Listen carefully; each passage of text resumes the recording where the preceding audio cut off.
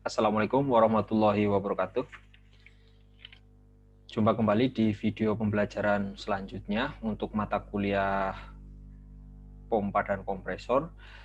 Kali ini setelah video pembelajaran sebelumnya kita membahas tentang heat pump ya, yang di sana di persamaan umum tersebut ada beberapa suku yang mengandung suku utama heat elevasi. Kemarin juga ada heat kecepatan, ada juga heat tekanan ya, ada heat tekanan. Dan juga satu lagi heat losses. Dan yang kemarin sudah saya sampaikan, kita lanjut menuju ke heat losses ya. Materi kali ini adalah tentang heat losses. Akan saya share screen.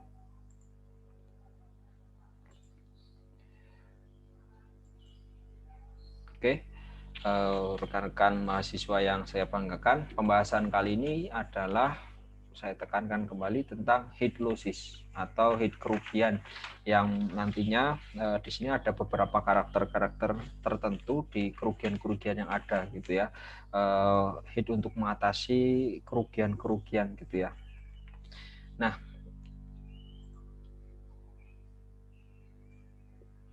mungkin secara singkat tentang heat losses ini merupakan heat yang hilang yang bisa disebabkan oleh satu, misalnya adanya gaya gesek antara fluida dengan pipa. Nah, untuk kasus ini kita sebut heat loss mayor ya. Terus selanjutnya ada juga perbedaan diameter pipa ya. Diameter pipa di sini termasuk heat loss minor, entah itu perbedaan diameternya mulai dari yang pipa kecil menuju besar ataupun sebaliknya, dan juga mungkin pipa tersebut dari kecil mendadak langsung besar ya secara tiba-tiba pipa tersebut, atau mungkin dari besar secara tiba-tiba langsung menjadi pipa kecil. Di situ juga ada heat loss ya di sana, dan termasuk di heat loss minor.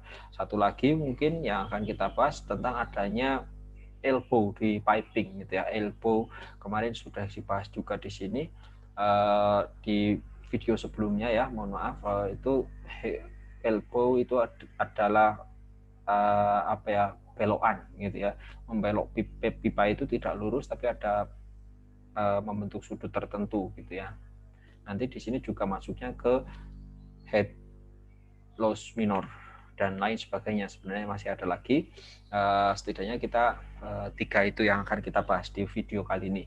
Nah, sebelum saya lanjutkan, di dalam video ini ya, di sela-sela video penjelasan dalam video ini nanti akan ada tugas yang saya harapkan mahasiswa bisa mengerjakannya untuk tentunya dikumpulkan agar bisa dinilai. Ketentuannya seperti apa, nanti cermati saja, pahami materi di dalam video ini, dan nanti ada tugas yang saya selipkan di antara video ini. Jadi silakan tidak di skip videonya, cermati detik demi detik seperti itu. Oke, para mahasiswa-mahasiswi yang saya banggakan, dari tiga tadi heat loss yang akan kita bahas, kita awali dari heat kerugian gesek di dalam pipa ya. Di sini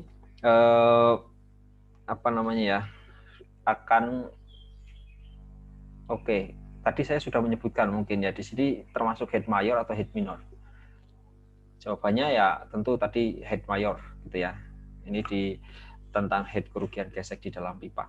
Nah, ada dua persamaan penting yang dapat digunakan untuk menghitung kerugian gesek di dalam pipa. Apa saja? Nah, ini dia. Saya tuliskan di sini. Ada V sama dengan C, R pangkat P, S pangkat Q, dan yang kedua, persamaan yang kedua adalah HF sama dengan lambda kali L per D kali V kuadrat per 2G.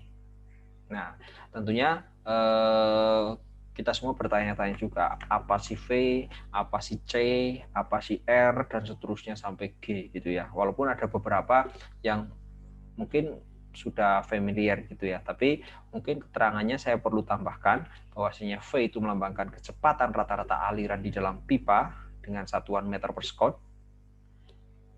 Terus ada juga C, P, dan Q, itu nanti koefisien gesek ya, nantinya akan kita bahas juga, karena setiap jenis kerugian gesek ini nanti akan macam-macam berbedanya. Ada koefisien-koefisien yang mempunyai karakteristik tertentu, ada perhitungannya yang berbeda-beda. Itu juga lambda itu tadi nanti. Nah, ini R yang ada di sana, yang ada di persamaan pertama, V sama dengan C, R pangkat P, S pangkat Q. Nah, di sana itu R tersebut adalah jari-jari hidrolik dalam meter gitu ya. Nah, di situ bisa dihitung dari apa? Dari luas penampang pipa, itu tegak lurus terhadap aliran tentunya ya. Luas penampang pipanya, alirannya kemana, itu tegak lurus terhadap aliran tersebut. Nanti diper keliling pipa atau saluran yang membasahi tersebut. Nah, satuannya M, meter ya, karena meter kuadrat luas penampang diper M ya, meter. Jadi tinggal dicoret saja, jadi satuannya menjadi M atau meter. S. Nah, S sendiri itu adalah gradien hidrolik, satunya juga M. Itu nanti bisa dihitung menggunakan persamaan S sama dengan HF per L. Lantas, HF itu apa? Ya, HF ini adalah head kerugian gesek di dalam pipa. Ini yang nanti akan kita bisa cari juga. Ya, head kerugian gesek di dalam pipa, satuannya dengan M ya, meter. Kalau head kemarin kan sudah saya sentuh juga, sudah saya sampaikan itu satuan meter tinggi gitu ya. Selanjutnya ada lambda, koefisien kerugian gesek ya. Nantinya ini akan bisa banyak turunan perhitungannya nanti ya. Kita coba kulik satu persatu. Selanjutnya ada G, yang kita sudah tahu bahwasanya G itu percepatan gravitasi dengan nilai 9, ya kita bulatkan menjadi 9,8 meter per sekon kuadrat. Juga ada L, ya komponen L di sana melambangkan panjang pipanya dalam satuan meter. Ini yang perlu rekan-rekan mahasiswa semua yang untuk disimpan gitu ya, persamaan ini, dan juga nanti persamaan-persamaan selanjutnya. Dan satu lagi, oh ya masih ada kelupaan, D itu diameter dalam pipa. Jadi kan pipa ada diameter luar, ada diameter dalamnya ya. D yang dimaksud di sini adalah diameter dalam yang dialir air itu. Ini, oke, itu. Nah, sementara itu aliran fluida di dalam pipa atau piping itu sebenarnya ada beberapa sifat, setidaknya 2 atau mungkin 3 gitu ya, karena ada sifat yang namanya transisi ya. Sifat apa saja sih ya? Di sini saya pisahkan jadi 3 ya, laminer gitu ya, turbulen dan transisi di sana. Maksudnya seperti apa? Sifat aliran fluida yang laminer itu yang seperti apa? Yang turbulen itu yang seperti apa? Yang transisi seperti apa?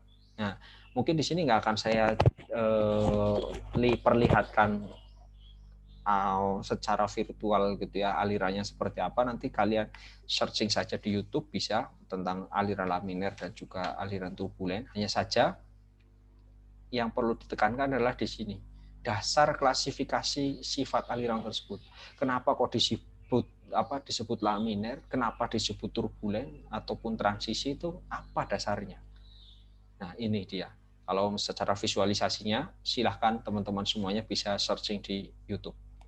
Nah, ini dia. Dasarnya adalah adanya bilangan Reynolds.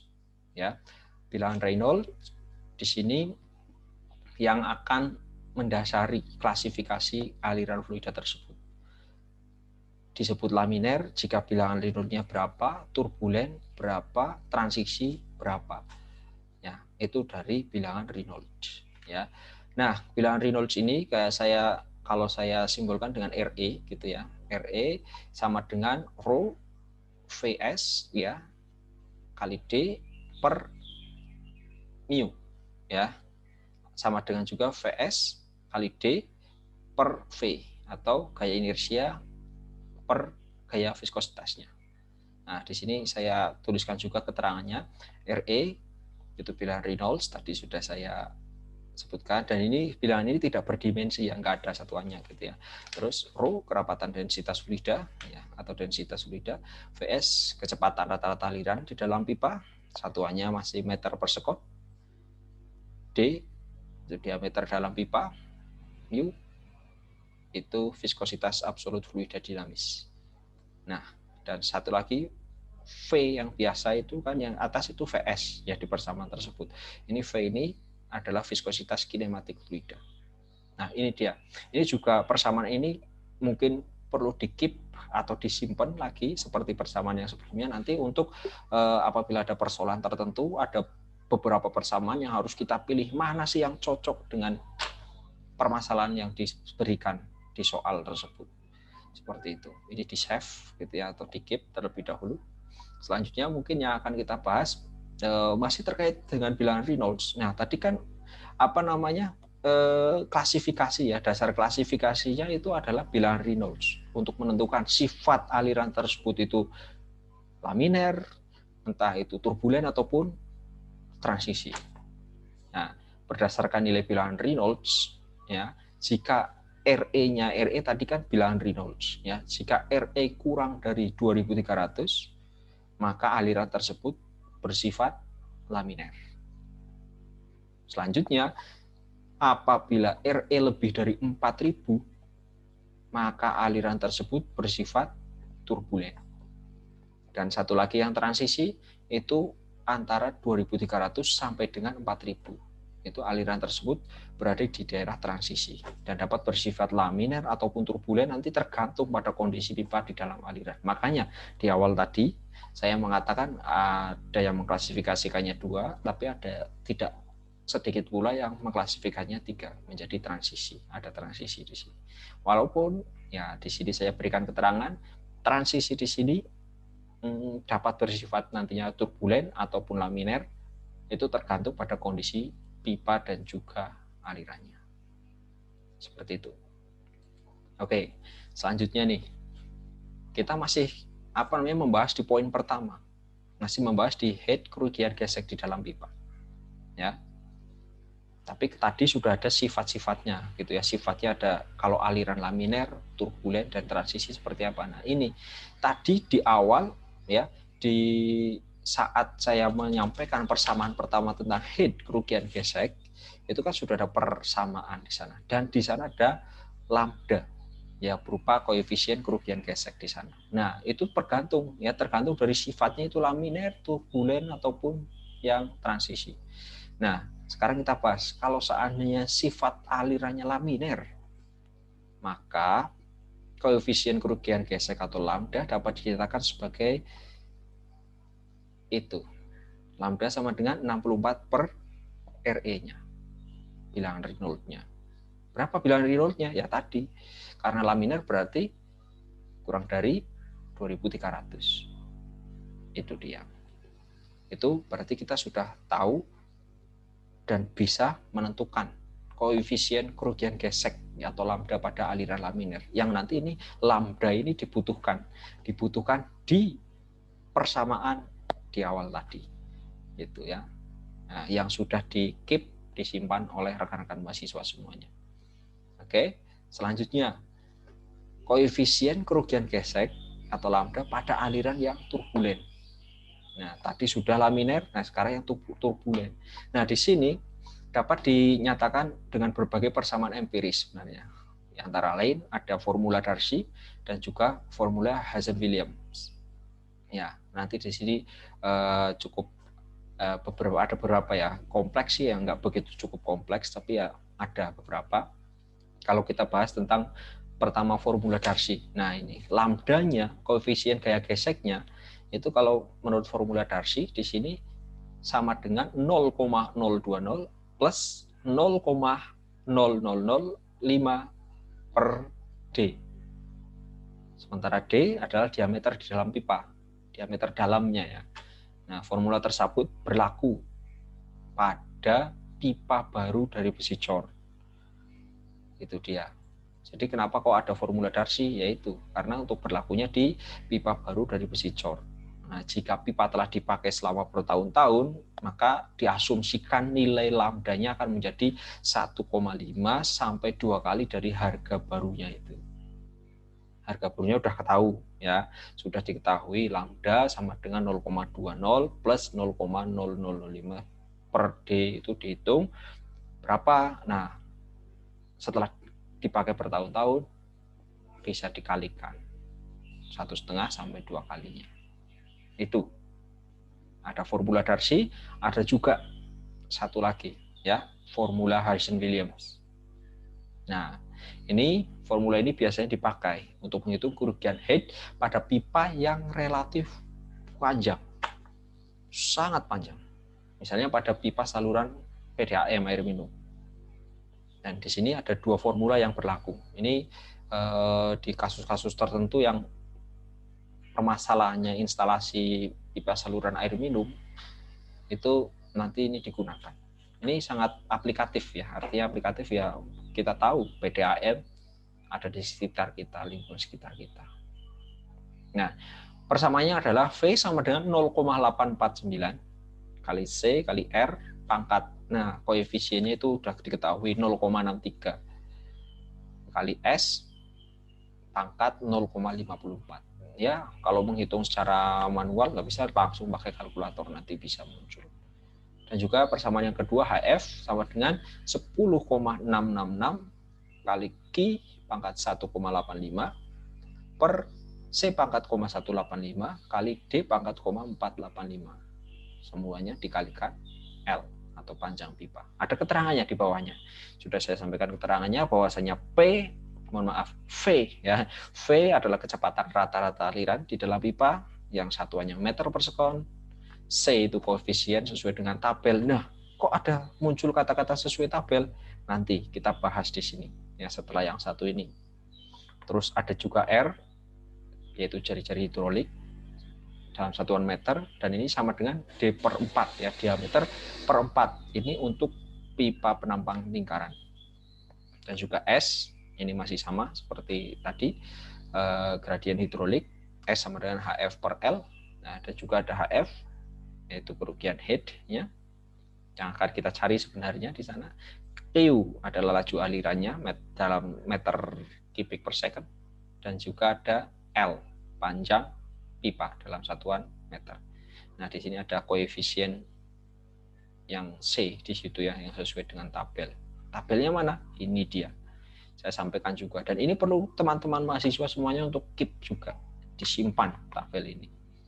Nah, terus mungkin ada pertanyaan, itu tabel dari mana sih, nilai dari mana? Terus angka-angka tadi kok di persamaan itu sudah muncul, itu dari mana? Itu dari percobaan. Ya, dari hasil percobaan, silahkan kalian, bahkan itu sebenarnya data-data itu dalam wujud grafik gitu ya, grafik hasil percobaan. Itu banyak sekali grafiknya seperti itu. Nah, di sini kalau di tabel ini juga ada yang sudah menjelaskan bahwasanya kalau jenis pipa besi cor yang baru itu nilai C-nya, koefisiennya itu 130.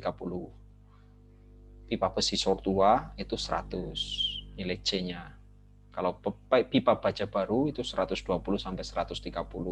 Pipa baja tua yang sudah lama gitu ya, maksudnya itu 80 sampai 100. Dan pipa dengan lapisan semen itu 130 sampai 140. Ini tolong di keep ya, di keep atau disimpan. Diingat, kalau diingat-ingat kayaknya saya juga nanti ujiannya menggunakan open book gitu ya, atau online tugas di rumah kayak gitu kan. Jadi kalian bisa buka juga nanti. Oke, lanjut. Ini jadi disimpan ya tabel nilai koefisien C-nya sesuai dengan kondisi pipa. Oke, itu berarti teman-teman sudah mempunyai persamaan untuk head di head kerugian gesek ya. Nah, sekarang yang kedua itu head kerugian di jalur-jalur pipa. Itu tadi macamnya ada yang ya perbedaan ukuran pipa, bentuk penampang, ada aliran arahnya yang berubah atau belokan gitu ya, atau elbow gitu ya, kita sebut elbow seperti itu. Namun secara umum ini bisa ditulis dengan persamaan, ini dia, HF sama dengan F kali V kuadrat per 2G. Ini persamaan umumnya. Di keep ya, artinya disimpan teman-teman, ini persamaannya. Nah, keterangannya V itu adalah apa? Kecepatan rata-rata aliran di dalam pipa ya, dalam satuan meter per second. Terus G percepatan gravitasi, mohon maaf ini ada salah gitu, harusnya bukan M per S2 itu, tapi kuadrat ya. 9,8 meter per second kuadrat. Seharusnya seperti itu. Penulisannya ada salah di sini. HF itu sama dengan kerugian head-nya itu dalam satuan meter. Ini yang dimaksud kerugian head di jalur-jalur pipa ini. Entah itu belokan, entah itu bentuk penampangnya, apa yang berbeda gitu ya. Nah, nanti kita bahas. Dan F itu adalah koefisien kerugian. Koefisien kerugian apa ya? Nanti ini di jenis-jenisnya ini. Kan di poin 2 ini ada beberapa gitu kan. Nah, ini F ini akan berbeda-beda. Tapi dengan apabila mencari head di kerugian di jalur pipa itu ya gunakanlah persamaan yang ada di layar mahasiswa sekarang. HF sama dengan F V kuadrat per 2G. Itu dia. Nah, sekarang kita kembali ke koefisien kerugian. Koefisien kerugian di sini, nah ini dia. Ini ada macam-macamnya. Misal untuk yang di ujung masuk pipa itu berbeda gitu ya. Ini ada beberapa jenis gambar gitu ya tentang ujung masuk pipa. Itu ada 1 sampai 6 gitu ya. Nah, di sini sudah ada nilainya gitu ya. Itu dengan arah V, kecepatannya itu arah sana gitu ya. Ada yang sampai yang ke-6 malah dia arahnya naik ke atas dengan sudut kemiringan tertentu gitu ya. Nah, di situ intinya menurut percobaan dari Weisbach ya, bacanya Weisbach atau Weisbach gitu ya. Itu pada masing-masing jenis ujung pipa seperti pada gambar tersebut ya, silakan dilihat itu ada 6 gambar. Itu adalah ini satu, yang gambar pertama F-nya atau koefisien kerugiannya tadi yang mau dimasukkan ke rumus yang tadi itu atau persamaan yang tadi gitu ya, itu adalah 0,5. Kalau jenisnya ujung masuk pipanya itu seperti pada gambar kedua, itu F-nya koefisiennya itu sama dengan 0,25. Kalau yang ketiga itu 0,06 untuk R yang kecil ya. R itu fillet lekukannya di sana gitu ya. Sampai 0,005 untuk yang R-nya itu besar. Itu. Selanjutnya kalau yang nomor 4 itu F sama dengan 0,56. Nah, untuk yang gambar kelima itu 3 ya, itu untuk sudut yang tajam, dan 1,3 untuk sudut 45 derajat. Dan satu lagi yang terakhir, nah, koefisiennya itu tergantung besar sudutnya. Kalau ujung masuk pipanya bentuknya kurang lebih seperti gambar nomor 6. Yaitu koefisiennya F sama dengan F1 plus 0,3 cos theta, theta itu sudutnya ya, plus 0,2 cos kuadrat theta. Nah, F1 adalah koefisien bentuk dari ujung masuk dan mengambil harga ke I sampai ke V ya, ke 1 sampai ke 5 maksudnya, sesuai dengan bentuk yang dipakai. Nah, berdasarkan tadi gambar awalnya kalau untuk yang nomor 6 antara 1 sampai 5 seperti itu.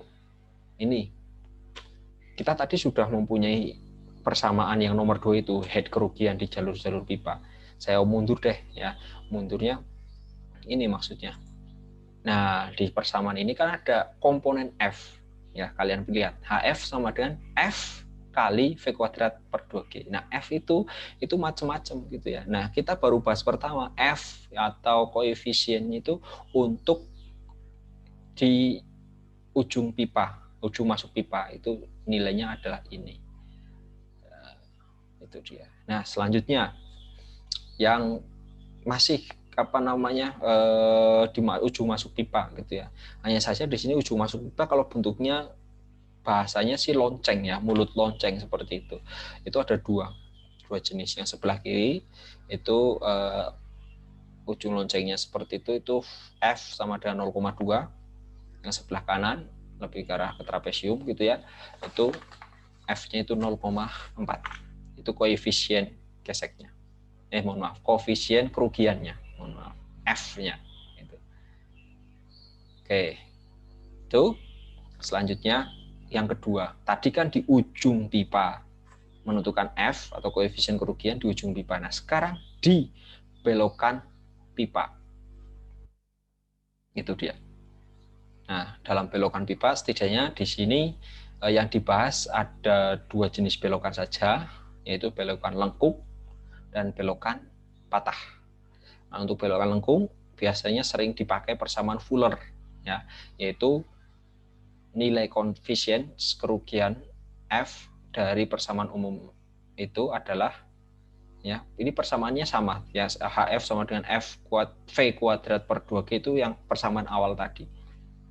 Nah, itu F-nya itu sama dengan, itu dia, 0,131 ditambah 1,847 dikalikan D per 2R dipangkatkan 3,5 dikalikan theta per 90 itu dipangkatkan 0,5, dimana itu D-nya adalah diameter dalam pipa, R-nya jari-jari lengkung sumbu belokan, theta adalah sudut belokannya dalam satuan derajat, F-nya itu adalah koefisien kerugian, itu yang dicari di sana untuk mencari HF. HF-nya tadi kan head kerugian. Nah, di jalur-jalur pipa seperti itu. Oke, lanjut, mungkin ini dia untuk belokan patah. Ya, untuk belokan patah, persamaan umum yang biasa dipakai berdasarkan percobaan Weisbach, ya, adalah F sama dengan 0,946 sin kuadrat theta per 2 ditambah 2,047 sin pangkat 4 theta per 2 di sini, ya. Selanjutnya itu sudah. Nah, yang ketiga ini berarti tadi kan 2 sudah. Yang pertama di apa tadi, gesek gitu ya. Yang kedua itu di apa namanya, belokan gitu ya. Yang ketiga ini di apa, koefisien kerugian pada pembesaran penampang pipa, ya. Pembesaran pipanya secara gradual, artinya tidak mendadak, ya, seperti pada gambar lah itu ya, kalian bisa lihat. Nah, persamaan umumnya hampir mirip sebenarnya dengan yang tadi, hanya saja di situ ada 2 kecepatan yang berbeda. Ada V1 yaitu V yang ada di diameter kecil itu arahnya ke kanan gitu ya, dan V2 itu di yang diameternya besar gitu ya. HF sama dengan F kali V1 min V2 dikuadratkan per 2G gitu ya. Ini keterangannya tadi sudah saya sampaikan, V1 apa, V2 apa, G masih sama kecepatan, percepatan gravitasi gitu ya, nilai 9,8. Nah, HF kerugian headnya dan F koefisien kerugian. Ini dia.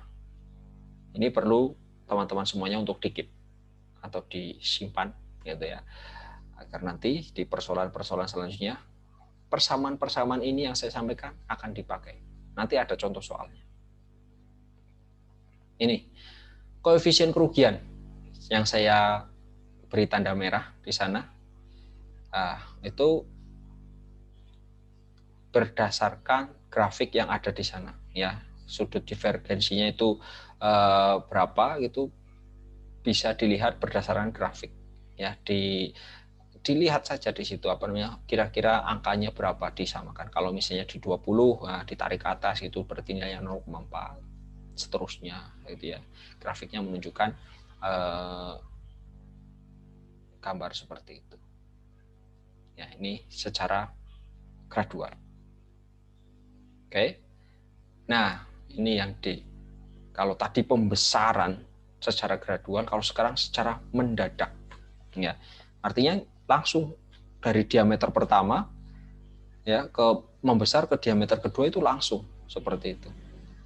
Oleh karena itu, ini rumusnya tetap sama seperti tadi.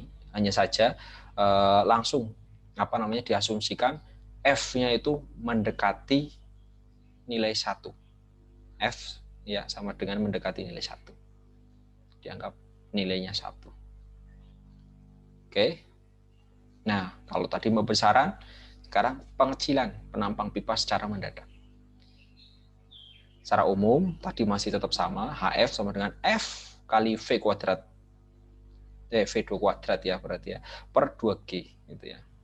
Nah, di sini yang membedakan nilai F-nya. Kalau tadi kan langsung ya sama dengan mendekati 1 gitu ya, diasumsikan itu 1. Nah, kalau di sini nilai F-nya itu tergantung dari apa? Nah, ini dari nilai D1 per D2 kuadratnya. Kan kita tahu D1-nya berapa, D2-nya berapa. Nah, dihitung D1 per D2 kuadrat itu nilainya berapa? Mendekati kemana? Kalau mendekati 0, berarti F-nya bernilai 0,5. Mendekati 0,1, itu berarti 0,48. Seterusnya, 0,2, 0,3, sampai 1. Nah, itu D1 per D2-nya. Di mana D1 itu seperti pada gambar, yaitu yang besar, nah, D2-nya yang kecil. Seperti itu. Oke. Nah, ini sudah pembahasannya bukan ke yang kedua lagi. Selanjutnya, kalau tadi kan di pembahasan yang kedua, kalau masih ingat ini head kerugian di jalur-jalur pipa gitu ya. Di jalur-jalur pipa tadi ada belokan, ada pembesaran, pengecilan kayak gitu kan. Nah, sekarang di ketiga ini itu kerugian di katup. Kalau tadi di awal kan gesek ya di head mayor. Nah, ini head minor lagi, head di kerugian katup. Ini nilainya HV ya. Kalau V itu berasal dari kata valve gitu ya, katup. HV sama dengan FV ya. F-nya itu koefisien juga gitu. Kali V kuadrat dikuadratkan per V2 dikuadratkan per 2G. Nah, dengan keterangan seperti yang terlihat di layar kalian. HV sama dengan kerugian head katup dalam satuan meter, V-nya itu kecepatan aliran ya, rata-rata aliran di penampang masuk katup, satuannya meter per second, dan FV ya, itu F sebenarnya F ya, hanya saja ini untuk menunjukkan bahwasanya itu koefisien kerugian di katup. Ya, ada V, valve. Nah, itu sesuai dengan tabel. Tabelnya seperti apa? Ini dia. Saya berikan tabelnya. Ini juga bisa sebagai bahan contekan kalian. Ya. Nah, di situ katupnya, jenis katupnya macam-macam. Ada katup sorong, ada katup kupu-kupu, ada katup putar, katup cegah jenis ayun, katup cegah jenis tutup cepat jenis tekanan, katup cegah jenis angkat bebas, katup cegah tutup cepat jenis bekas, katup kepak, katup isap dengan saringan, dan lain-lain sebenarnya. Dan situ silahkan searching aja di Google gitu ya, jenis-jenis katup tersebut. Dan itu ada diameternya. Misalnya di sini nanti kok mau menghitung dengan ada instalasi pompa kayak gitu, terus katup yang digunakan itu misal katup sorong misalnya. Nah, katup sorong diameternya itu pipanya 300 mm. Ya berarti kalian bisa lihat nilainya koefisien kerugian tersebut di katup adalah 0,07. Kayak gitu. Ya. Kalau misalnya lagi, ya, biar terlihat sebagai contoh, ini tadi 0,07 saya lingkari. Kalau misalnya katup isap dengan saringan, nah, diameternya 100 atau 150 deh, 150 berarti yang dipakai ini 1,91 nilai koefisiensinya.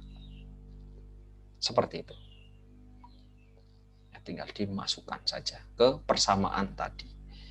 Oke, nah mungkin itu tentang head loss, ada 3 tadi ya yang menjadi dasar teman-teman.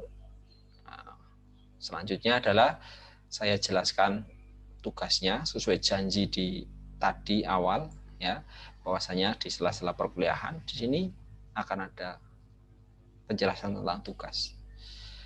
Tugasnya adalah buatlah summary paper tentang head pada pembahasan pompa. Kalian ketikkan saja summary papernya.